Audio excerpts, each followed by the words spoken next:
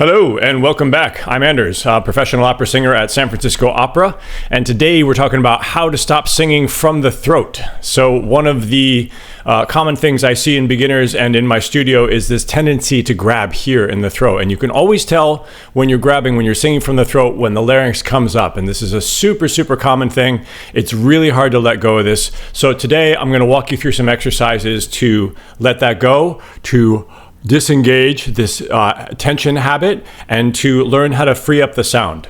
So first off, we're going to start with a lip trill siren. This is very simple, just blowing air through your lips and letting the voice just be free. Let it be airy, let it flip into falsetto.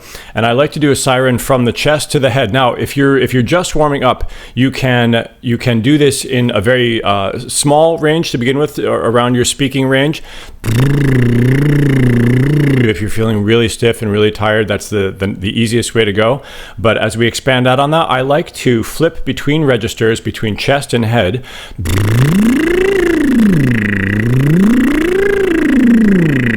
And I hope you can hear that, where I go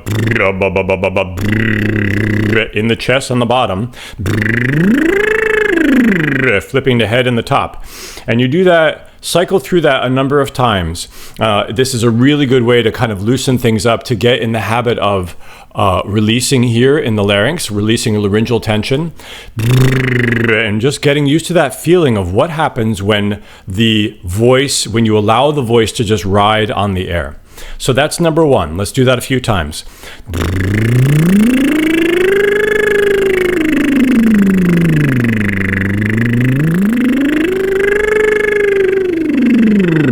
And you can take a breath. And then you can speed it up.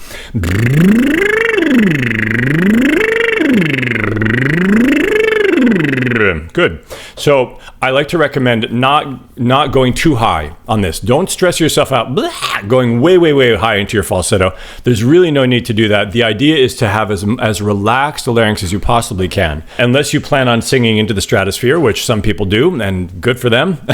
But I'm a baritone. I don't really need to sing beyond high A. If you're a tenor, maybe you need a C or a D or whatever. But you don't have to work super high in this. And honestly, the more comfortable it is, the better. We're working on release. And by the way, this is a great warm-up, a really great warm-up, and it's also a really good cool-down.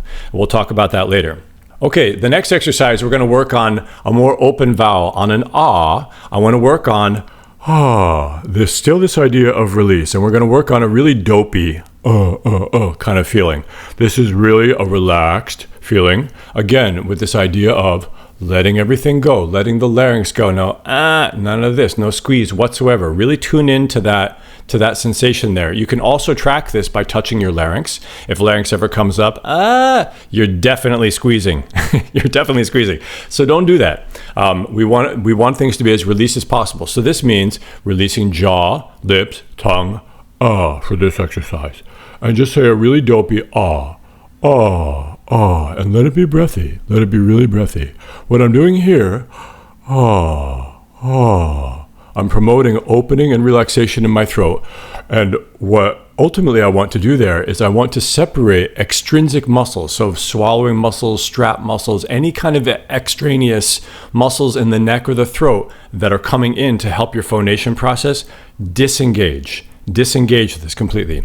You can do this actively by taking a kind of a yawn position, which is maybe more advanced. For right now, just work on a very relaxed, dopey, feeling, really dropped, okay? And now I'm gonna take an easy scale on a low note. We're starting on B flat, just a 3-note scale. And it's soft and it's breathy.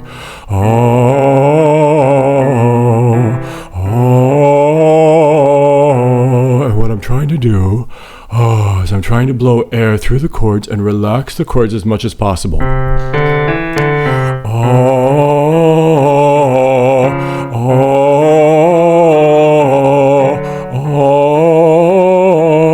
Really breathy. Like you're whispering.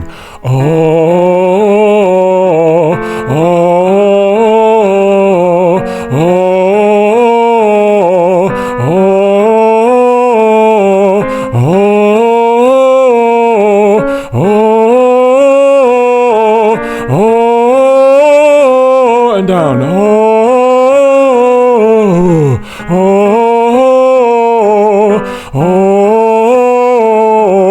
oh, oh. Two more. Oh, oh. Good, good, good, good. So the whole idea, we're getting a little bit more movement in there. The throat is really easy, really relaxed. Just like this, yeah? Ooh, give me some light sirens. Ooh.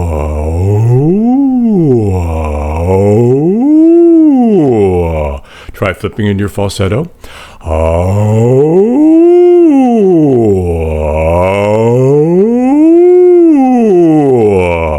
I like to do this thing because actually in falsetto it's easier on a more closed vowel. You have two options for closed vowels. You can do ooh, ooh, ooh, ooh, or e.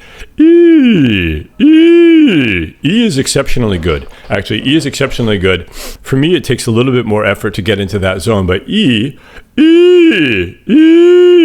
has the effect of stretching the chords a little bit more. So anyway, check in with that. Check in with your falsetto. In between exercises, it's a good idea to just promote that release. You can even go back to some light lip trills, even tongue trills.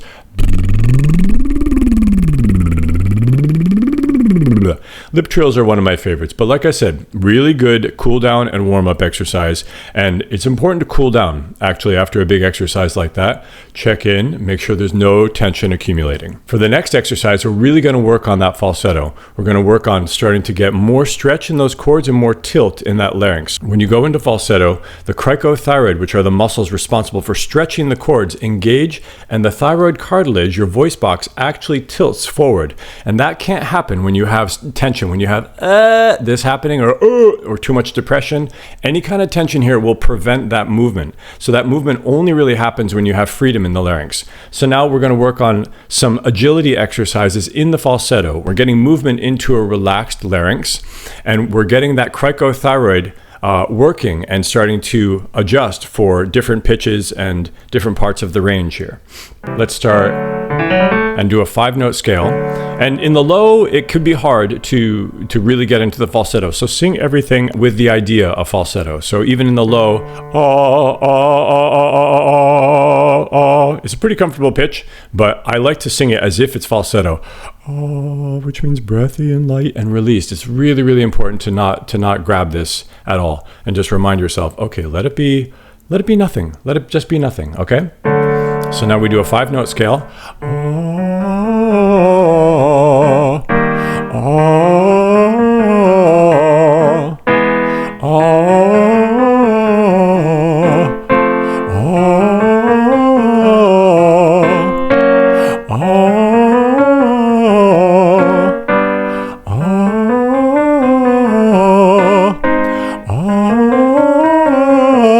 Really letting it go.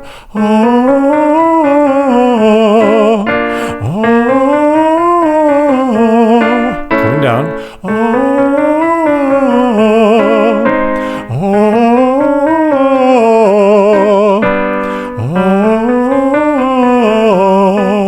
Let it be light. Breathy. A few more.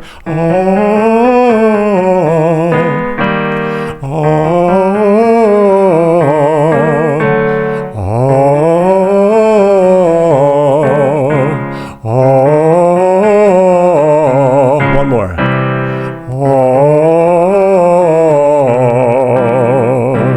Nice. Yeah, good. Yeah, so that should feel pretty easy. You're blowing a lot of air through the chords, so it's possible you get a little dry here. I do. You might have to clear your throat. And then check in again. With some light sirens. Are we loose? Are we loose? Are we allowing the breath to pass through the chords? Are we relaxing the larynx?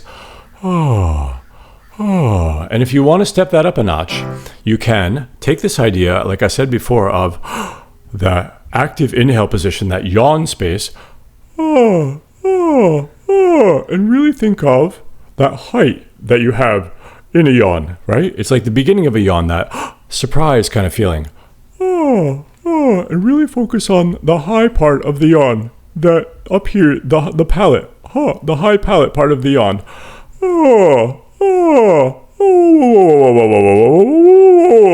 We're trying to sing into that place, right? We're trying to live there in that falsetto place. Great. So the next exercise we can do, we can build on this idea of yawn space and the upper part of the yawn by taking the breath, the beginning of a yawn, like a surprise, gasp, and then put an NG hum. This will further enforce that idea of lift in the sound. So we try to do this without losing space. This is very hard for a lot of beginners, I find, is taking that space and not doing anything, not moving it at all. And this is why I say be breathy, be light, be disconnected, because at all costs, you don't want to be gripping here at all, ever. I would rather you be breathy and light and even disconnected if it means you're relaxed, all right? Just let it be, let it be. So now, take your breath, like it's a yawn, like a surprise, and put an NG hum in there. Notice, you can check in again with larynx, with Adam's apple. If you take your breath, Adam's apple goes down, and then you introduce NG hum. And larynx is still low. So this is the idea. Tongue is high and larynx is low. So you're getting a nice stretch on the tongue. This means basically, if you can do this, that tongue root is relaxed. And you need this because tongue root is in fact attached to the voice. It's attached to your hyoid bone, which is attached to your larynx. And so they're all correlated. So if you have a tense tongue, especially root of the tongue, this will prevent you from being free in the throat here. Let's work on a 5-note scale in this NG hum. In yawn space. Again, you set it up with yawn. This idea of the beginning of a yawn, surprise, gasp, like here, and then you put NG hum in that space.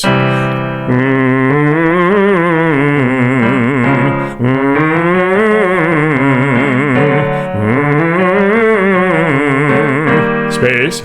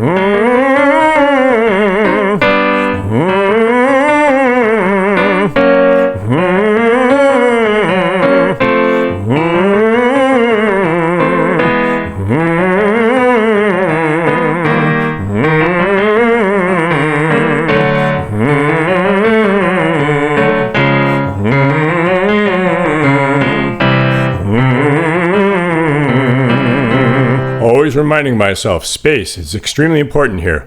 Depth in the larynx, opening in the throat. So you're extracting, you're extruding, you're pulling apart these extrinsic muscles, these extra swallowing tension muscles. Anything in the neck that's coming in and forcing that up, let that go. Very important to have space here. So if I were to open that, for example,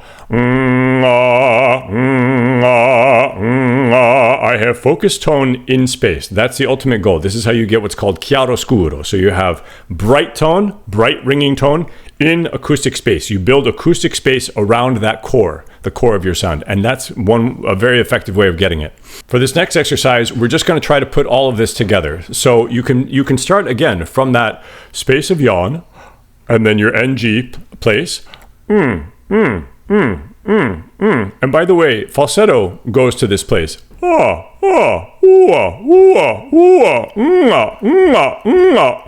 It's same place. It feels like it goes to soft palate. This is how it feels. This is, of course, acoustic effect. This is passive resonance, of course. But what we're doing is we're building acoustic space, and we're encouraging voice to live above, outside of throat, to live in higher place, in brighter place, let's say. This is how you get proper vocal efficiency, because what is happening is the epilaryngeal space, when you're in high, high, bright place, you get squeal low in your tone. What we're looking for is a narrowing of the area epiglottic sphincter, which is the space above the epilaryngeal space, the space above your actual vocal folds, there's something called the epilaryngeal space, and that narrows by the area-epiglottic sphincter, what's called the AES, the area-epiglottic sphincter. And this happens when you make bright sound, which is why some people go, ah, nah, ah. They make these really bright, twangy kind of sounds. That's what they're doing. The reason you can belt so high, why some people can belt so high, is because of this, because of narrowing of area-epiglottic sphincter, and you get vocal efficiency and back pressure this way.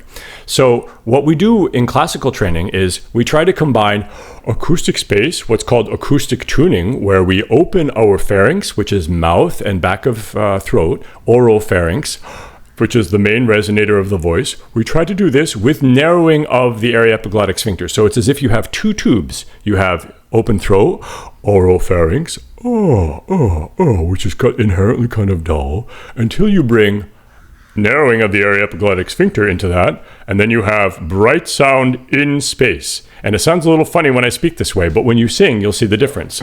So we try to set this up. We set this up with our breath, first of all, and then high palate. Find with NG, find with falsetto. But do not let go of space. Do not let go of space. Now we try to do this on an ah, on a 5-note scale.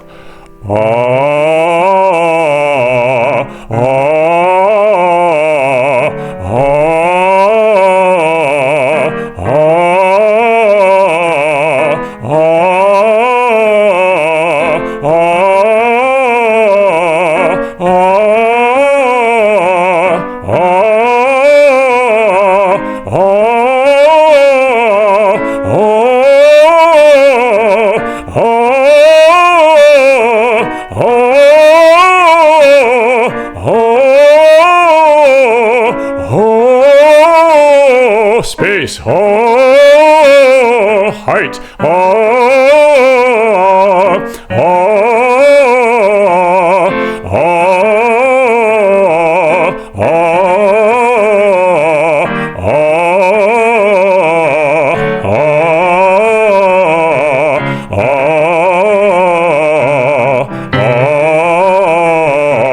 let's go.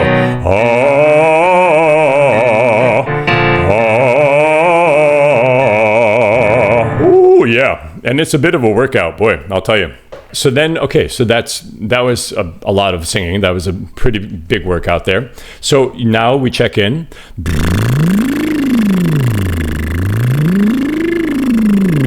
With the siren, yeah? And you just go from chest to head, back to chest, and you just let it all go. Let it all just strip away, all right? It's very easy to let tension build up in these exercises, and that's a big part of it, right? So when I'm doing this, I have to remind myself, okay, let it go. Don't lose the space. Keep the height on the tone, but don't let anything collapse, stay engaged. The other main thing we haven't really talked about is breath support here. And so I can do, obviously, a completely separate video on that. There's a lot to say.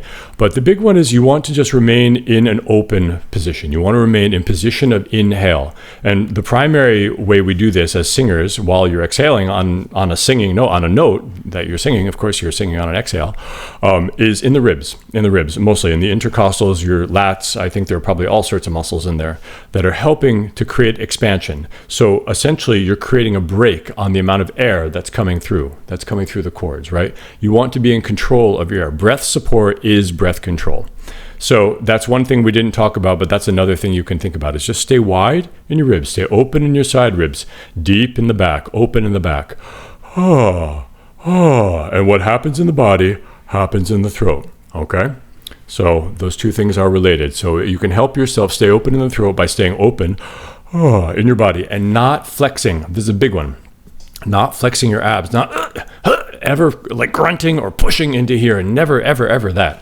Let that go. Like the rectus abdominis, your ab muscles, let that be soft, okay? You're going to feel whatever. You're going to feel your solar plexus come out, be active. That's fine. Just don't bear into that at all. You don't need to.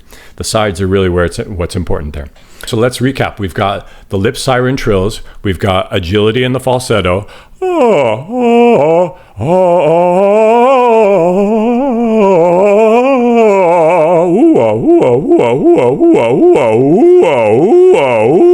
some sirens from ow, ow, or on I.